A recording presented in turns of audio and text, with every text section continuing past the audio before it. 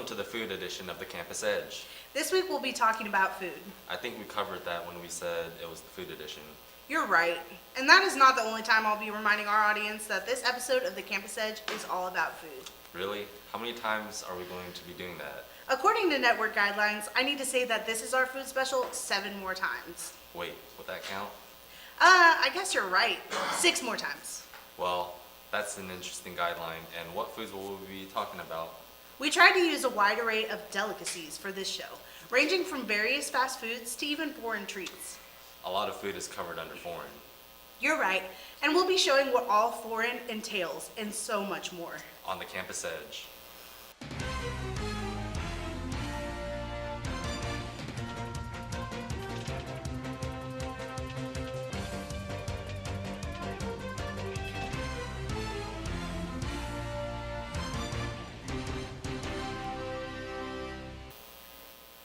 Welcome back to the food special of the Campus Edge. This is a little excessive. We haven't even been away for 30 seconds. We live in a country of excess, Dusty. This town alone has over 10 fast food restaurants. Gee, wouldn't it be nice if we had a story covering some of those fine establishments' best offerings? Well, luckily for you, Ryan Harbour and Andrew Lillard did exactly that. Why don't we take a look?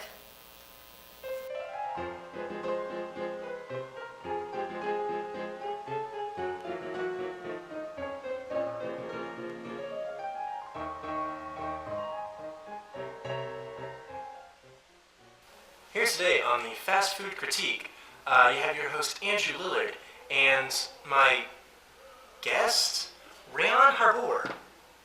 It's Ryan, but close enough. So Ryan, what is your experience with fast food?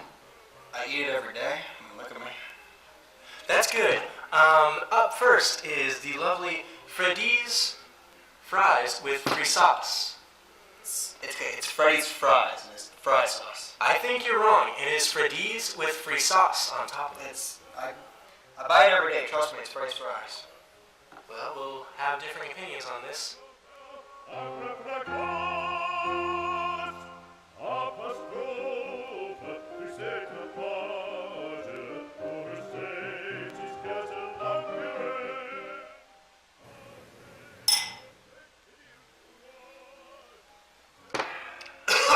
That does not do well with fry sauce. So Ryan, how did you enjoy the Freddy's fries with free sauce?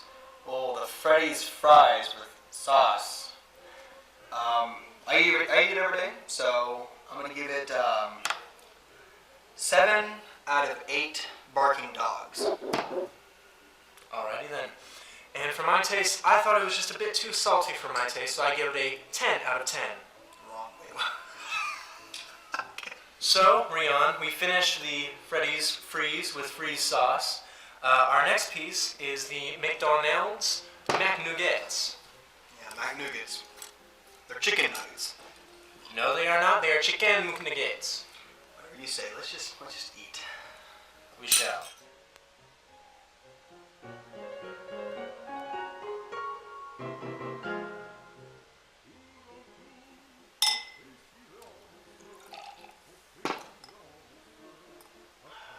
That's pretty good.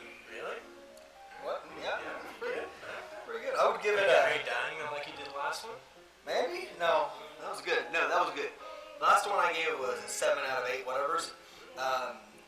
This time I'm going to give it a solid 10 out of 10 Connor's Enemies.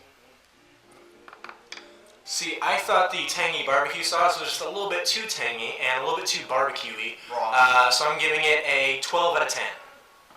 Makes sense. Ryan, I think you're running out of Diet Dr. Pepper over there. It's root beer. So, Ryan, I think you are kind of running out of Diet Root Beer over there. Nah. I got tons. I got all of them. Our next piece is formerly Sonique. It is mozzarella sticks. The mozzarella, this is okay. No. We need to have a talk after this, right? So, Ryan, shall we dive in? Yeah.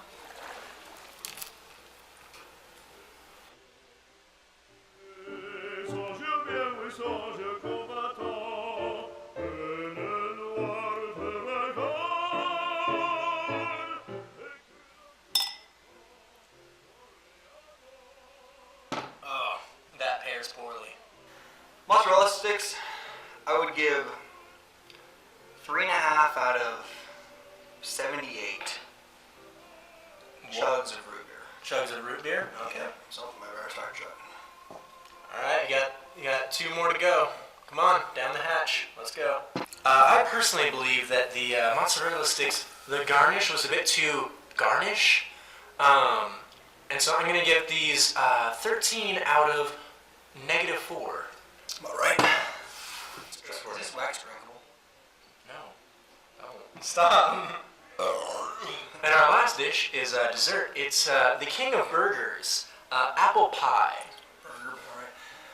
Can't get burger, but we're gonna get the apple pie. That's all right. Makes sense. It works.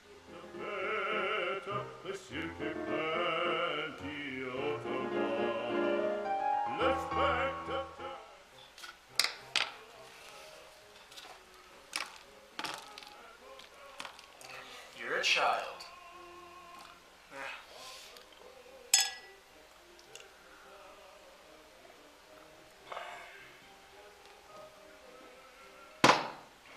I don't think you got enough. What? So, Ryan, what did you think of our dessert? The king of burgers, apple pie. Well, it's an apple pie from the king of burgers, so it doesn't make sense to my brain, but a lot of things don't. But it was Basic arithmetic, the concept of love. just the concept of life. I'm gonna give it 72 out of a poorly drawn fish. That's what I'm gonna give it. I found it actually amazing. It was the best thing I've ever eaten in my entire life. It was sweet, it was rich, it was just the right amount of creamy and delicious, like goldenness. So I'm giving it a 0 out of 10. Wait, So Ryan, as you can tell, we just had a delicious meal, very filling, very nutritious. yeah, we did. So, out of all these, which would you say was your favorite? It's a tie between the. That doesn't matter. All right. This has been campus edge reporter Andrew Lillard. We're signing off. And Ryan Harborwood. I feel like review shows usually stay on one rating scale. At the very least, they limit themselves to 1 per episode. Siskel and Ebert used both the 4 stars and the thumbs up or down system. Well, the star system was for print and the thumb system was for the show. You can't have each reviewer using a different scale. It makes the score system useless and impossible for the viewer to gauge. Perhaps that's a point. Scores don't mean anything as they're always going to be subjective. The commentary is what we're really after.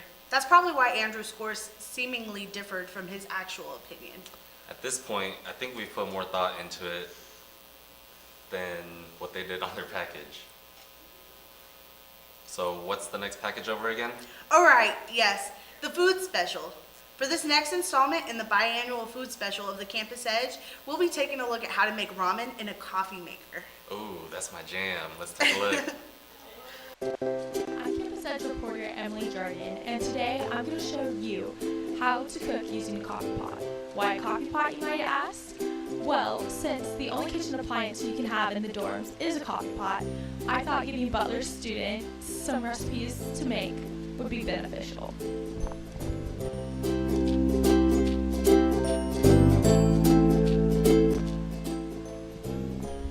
First up is oatmeal. Use your coffee pot to measure out 2 cups of water, then pour into the dispenser. Turn it on and then wait for the hot water to go down into the coffee pot. Open up the instant oatmeal individual package and pour it into the pot of hot water. Next, stir it all together and serve it in a bowl.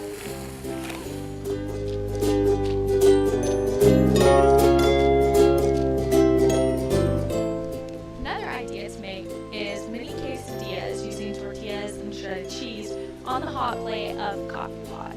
But with the capability to get hot water, you can also make tea and hot cocoa. What some people don't know about Keurigs is that they are also good for hot water. In my case, that means Thursday ramen dinner. Since Keurig goes by the cup, it's amazing for making a cup of ramen. With the perfect amount of water, you simply have to put the cup of ramen under the Keurig and the water comes. And then you have fully cooked noodles and vegetables.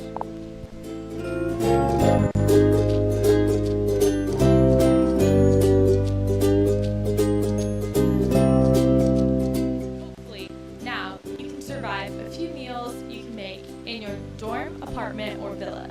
Be sure to get creative with what you've got. For BCTV Channel 20, I'm Emily Jordan. That looked like a pretty mean cup of noodle. I could use one of those myself right about now. Well, I hate to make you even hungrier, but I believe we're doing your story next. What's it over? Pho. Come again? Pho. It's delicious. It's a Vietnamese meal. Why don't we just watch the package? I'm Campus Ed's reporter Dusty Mancy, and today we're here on the west side of Wichita to check out one of my favorite restaurants, Pho Chopsticks. In fact, it's one of the only places on the west side of Wichita that you can get a bowl of pho at. So let's go inside and check it out.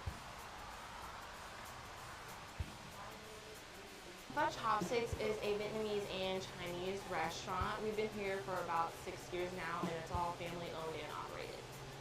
Something that makes Butler Chopsticks different compared to other pho places is that we have a Chinese menu as well, because before this was actually a Chinese restaurant. So we kept that, and then we added on the Vietnamese food, which has brought us a lot more customers.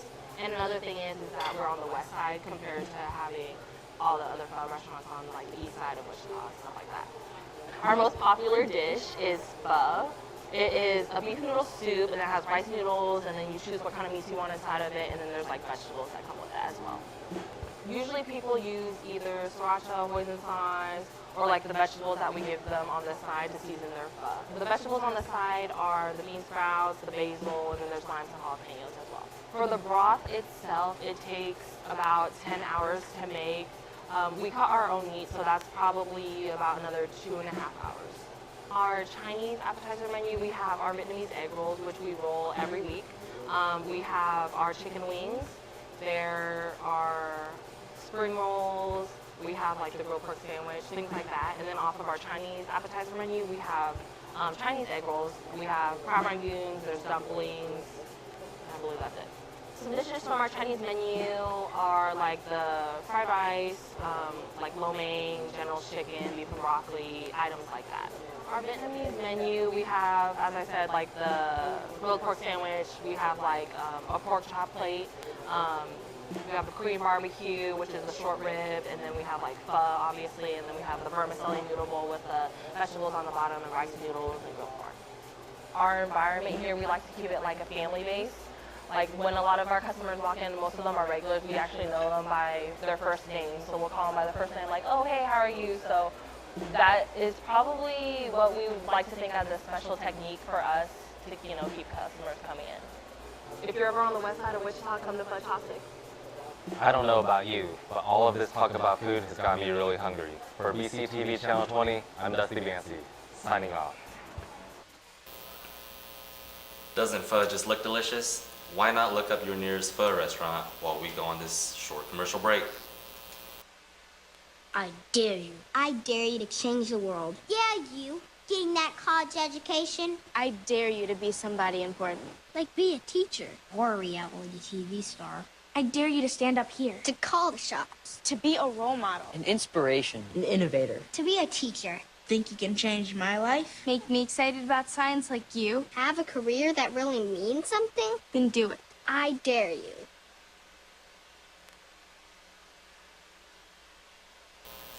Was that pho real? That might be the tastiest looking meal yet on the food special of the Campus Edge.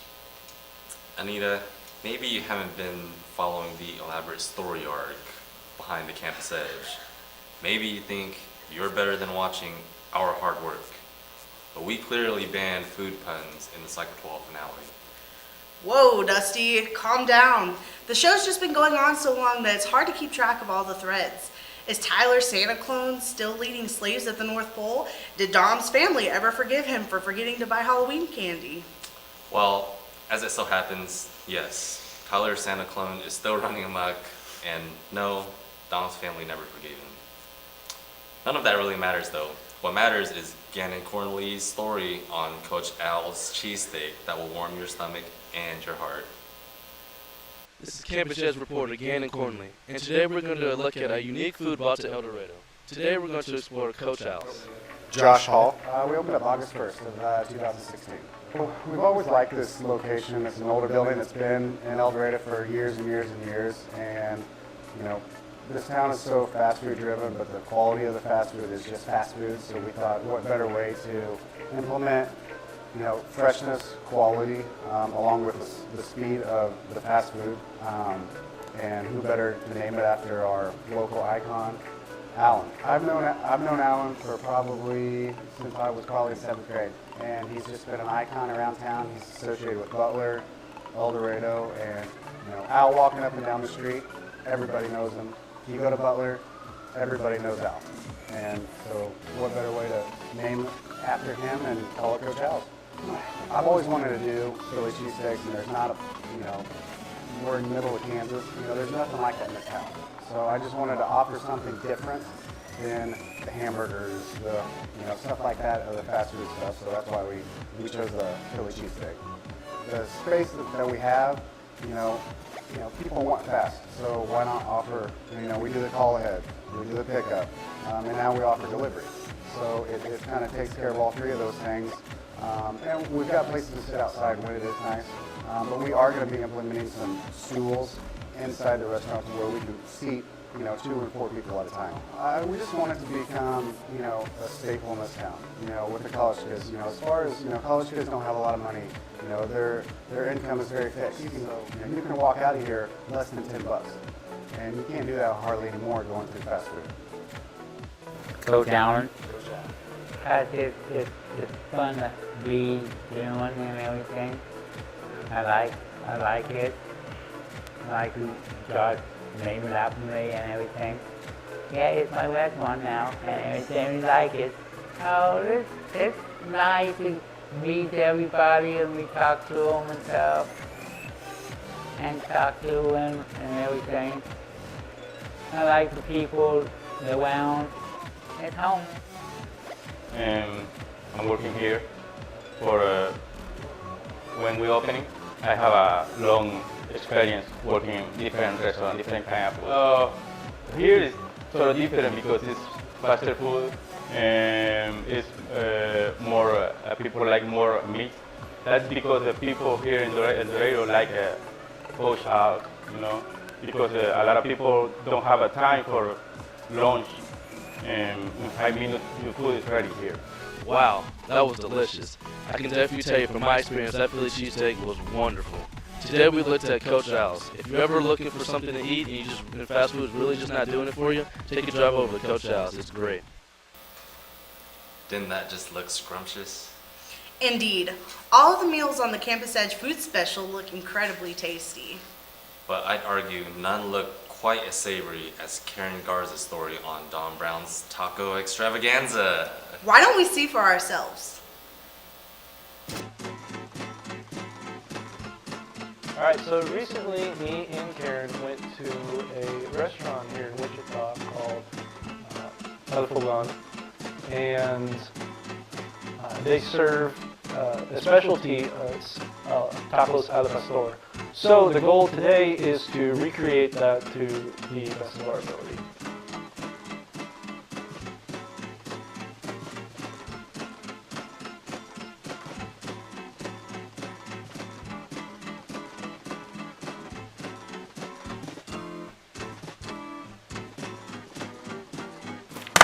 Alright, so here's our pork shoulder. We're going to cut it horizontally this way because the grain runs vertically this way along the meat.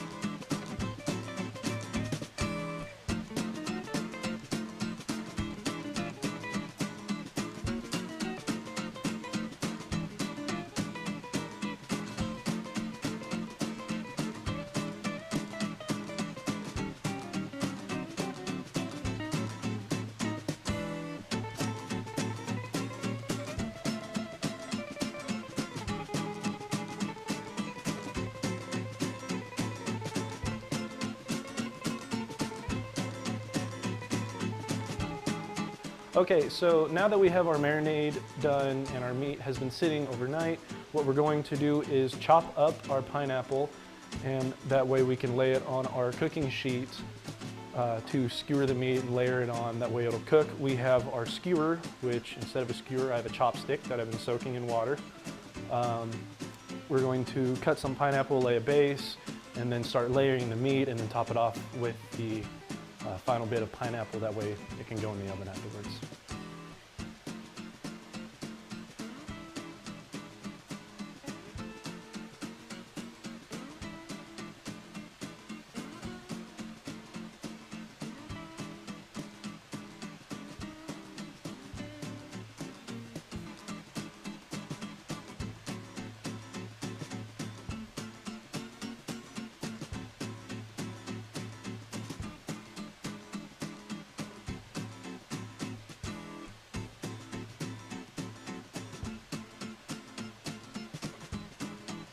Now that we have the meat layered, we're going to transfer it over into the oven.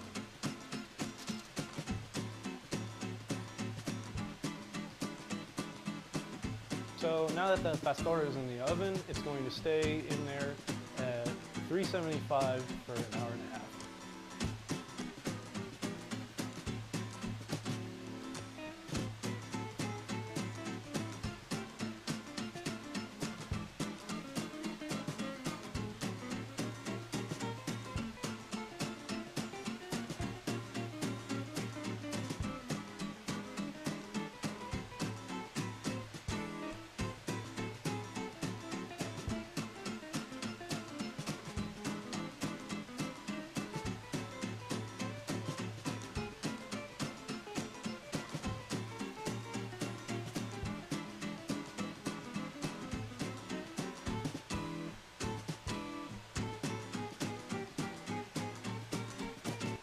So many delicious stories and meals have been on the food special of the Campus Edge. Wait a second.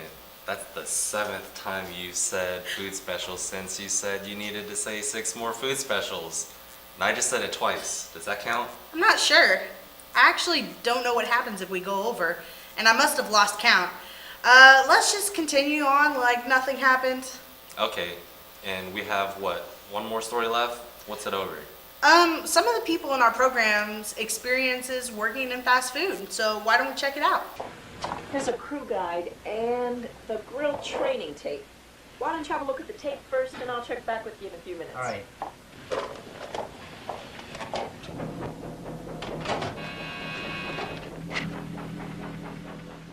My name is Garrett Hartman, and I used to work at Sonic in West Wichita, near Goddard. My name is Andrew Lillard, and I worked at Sonic Drive-In. Drive-through? Drive-in? I can't remember. My name is Ryan Harbour, R-Y-N-H-A-R-B-O-U-R. I work at Freddy's I work at Freddy's in El Dorado, Kansas. My work experience with the customer was he ordered in the thing it said plain Sonic cheeseburger. So I was just like, okay, just burger, cheese, and like a couple condiments. Now working the grill bill ain't so tough, but first of all you got to check your stuff, like a grill that's set at 250 with the meat and cheese that's ready to go. A towel to keep your station looking cool, but most of all you got to have your tools. Put it on, sent it out to him, and he marched inside of the Sonic, which you don't really do normally. Normally you just press the button if you have a problem, which please just press the button. He went inside, marched up to our manager, and said, "What is this?" I asked for a plain cheeseburger, and the manager said, "That is what that is." And he goes, "No, I just want the bun, the patty, and ketchup." Then say that. Like, don't say you want a plain cheeseburger and then don't want cheese on it. The number one thing that I absolutely love, because it was the first thing I learned how to make, was either a grilled cheese, because it was super easy, and I love the way we make it, even though I don't think it's like, I feel like it should not be up to code, but whatever. Or chili cheese fries. Those were so good. Food serve, it was patty melt, rye bread, Swiss cheese, and onion. But I've switched it now to their chicken tenders. Those are my favorite things. especially with all the sauces. The wings that Sonic serves, do not eat them. They are disgusting. I've looked at the packaging and I'm just like, if anybody knew, like, where this comes from, or that it's, like, not chicken. I'm kidding, it's chicken, but it's disgusting. And it's like, some of the wings they give you are like 50% fat. I love Sonic wings. I don't know why, like, they're very generic and very, like, you could get these like most other places, but for some reason I just really like them from Sonic. Like, there's something I want to try there at Freddy's. One of the things I have not eaten yet, and I can't believe I have not eaten yet, is their hot dogs. I don't know why I haven't eaten one, but I just haven't ordered one yet. I do want to try one at some point. You know? Working at fast food is a great entry-level position. You can get management status, you can get benefits, you get to meet a lot of great people, you get a lot of customer service interaction. It makes you a better person, but don't think that because you're working at McDonald's or Sonic or Wendy's or Burger King or whatever, is that is your like end-all be-all. Like, it's not worth staying there for much longer than like high school. Bill, the tape is over. Do you have any questions? No, I think I've got it all. Good. Well, I don't think I want to be working in fast food anytime soon. Me neither, but you never know where life takes you. Speaking of which, I got a text from the network while we were watching that story. Oh, really? What'd it say? Without going into too much detail, we're both pretty much fired. Oh, no. I guess we abused our food special privileges. Well, great. What are we supposed to do for work now? I'm not sure. I guess there's always fast food for you. I hear that's not so bad. This show will look pretty good on my resume now, too. Well, if you want to see this episode again and reminisce about the days when we were TV anchors, check out the reruns of the show weekdays at 11 a.m. or last week's show at 6:30 p.m. on BCTV Channel 20. Or you can check them all out on our YouTube channel at Butler Student Media. This has been The Campus The Campus Edge.